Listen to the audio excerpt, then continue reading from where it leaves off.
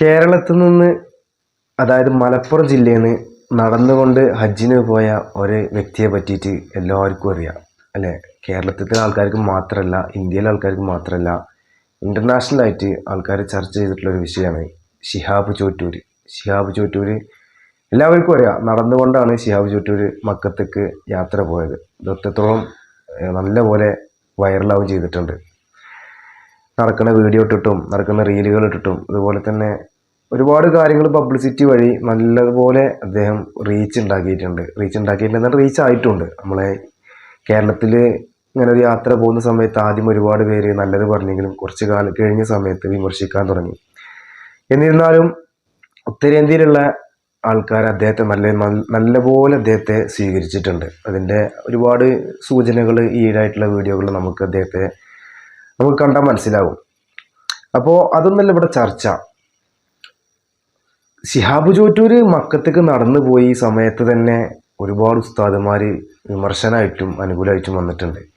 ശിഹാബ് ചോറ്റൂർ മക്കത്തേക്ക് നടന്നു പോകേണ്ട ആവശ്യമുണ്ടോ? ഇന്നത്തെ കാലത്ത്, ആധുനിക കാലത്ത് ഒരുപാട് പോകാനുള്ള മാർഗങ്ങൾ ഉണ്ടാകുമ്പോൾ മക്കത്തേക്ക് അങ്ങനെ നടന്നു പോകേണ്ട ആവശ്യമുണ്ടോ? അങ്ങനെ പിന്നെ യൂട്യൂബ് ഹാജി അങ്ങനെയൊക്കെ ഒരുപാട് പേരുകൾ, ഒരുപാട് വിമർശനങ്ങളൊക്കെ വന്നിട്ടുണ്ട്. അതൊക്കെ പോട്ടെ. അതിപ്പോൾ അദ്ദേഹം പോവാതിരിക്കേ എന്താ അദ്ദേഹത്തിൻ്റെ ഇഷ്ടം. പക്ഷെ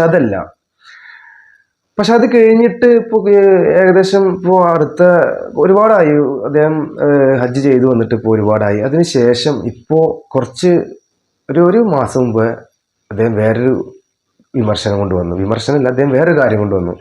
അത് നമ്മൾ കേരളത്തിൽ നല്ലപോലെ എന്ത് ചെയ്യും, വിമർശനമാവും ചെയ്തിട്ടുണ്ട്.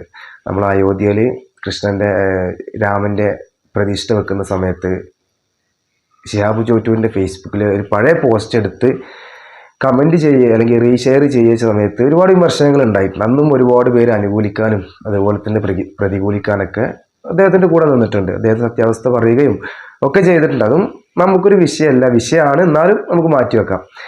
ഇപ്പോൾ ഇന്ന് പറയാനുള്ളത് എന്താണെന്ന് വെച്ച് കഴിഞ്ഞാൽ, ഇന്നലെ ഒരു വീഡിയോ കണ്ടു. ഫേസ്ബുക്ക് തുറന്ന സമയത്ത് ഇന്നലെ ഒരു വീഡിയോ കണ്ടു. അദ്ദേഹം സ്റ്റേജിൽ കയറി പ്രസംഗിക്കുന്ന സമയത്ത് ഒരു കുട്ടി, ഉത്തരേന്ത്യയിലാണ് നടക്കുന്നത്, ഒരു കുട്ടി ഫോട്ടോ എടുക്കാൻ വേണ്ടി വന്നു, അതായത് സെൽഫി എടുക്കാൻ വേണ്ടി വന്നപ്പോൾ അദ്ദേഹം എന്ത് ചെയ്തത്, എന്താണ് നേരെ ഫോണ് തട്ടി തെറിപ്പിക്കാനുണ്ടായത്. അതായത് ഇപ്പോൾ ഞാനെൻ്റെ ജീവിതത്തിൽ കണ്ടിട്ടുണ്ട്, ഒരു സദസ്സിൽ പോയ സമയത്ത് ഒരു കുട്ടി ഒരു പ്രമുഖ ഒരാളെടുത്ത് പോയി ഫോട്ടോ എടുക്കാൻ നേരത്ത് ഫോണ് തട്ടി തെറിപ്പിക്കുക, തോളിങ്ങനെ കൈ വെച്ച് ഫോട്ടോ എടുക്കാൻ നേരത്ത് അദ്ദേഹം നല്ലൊരു വ്യക്തിയാണ്, തട്ടി തെറിപ്പിച്ച ഒരു സംഭവം കണ്ടിട്ടുണ്ട്.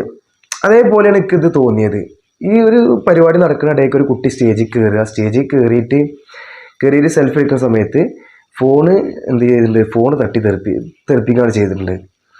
അപ്പോൾ ശിഹാബ് ചോറ്റൂർ മനസ്സിലാക്കേണ്ടത്, ശിഹാബ് ചോറ്റൂർ എന്തടിസ്ഥാനത്തിലാണ് അവിടെ പോയിട്ട് നിൽക്കുന്നതും അതുപോലെ തന്നെ അദ്ദേഹം ആ കുട്ടി എന്ത് കണ്ടിട്ടാണ് ഫോട്ടോ എടുക്കാൻ വന്നതും കൂടി ഒന്ന് ശ്രദ്ധിക്കുന്നത് ഏറ്റവും ബെറ്റർ ആവും. അതായത് എന്തടിസ്ഥാനത്തിലാണ്.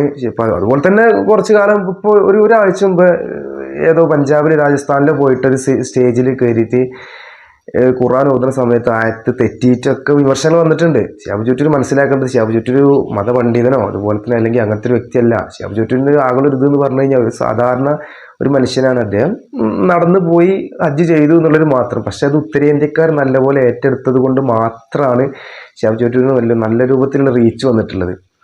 അപ്പോൾ അത് ശിഹാബ് ചോറ്റൂർ മനസ്സിലാക്കണം. അതുകൊണ്ടാണ് ഉത്തരേന്ത്യയിലുള്ള ഇതുപോലുള്ള ഇങ്ങനെ ഓരോ പരിപാടികളും കാര്യങ്ങളൊക്കെ വരുന്നത്. അപ്പോൾ അത് അവിടെ കയറിയിട്ട് ഒരാൾ സെൽഫി എടുക്കുന്ന സമയത്ത് ശിഹാബ് ചോറ്റൂർ അത് തട്ടിത്തെറിപ്പിക്കാൻ എന്ത് യോഗ്യത എന്നുള്ളത് മനസ്സിലാക്കണം.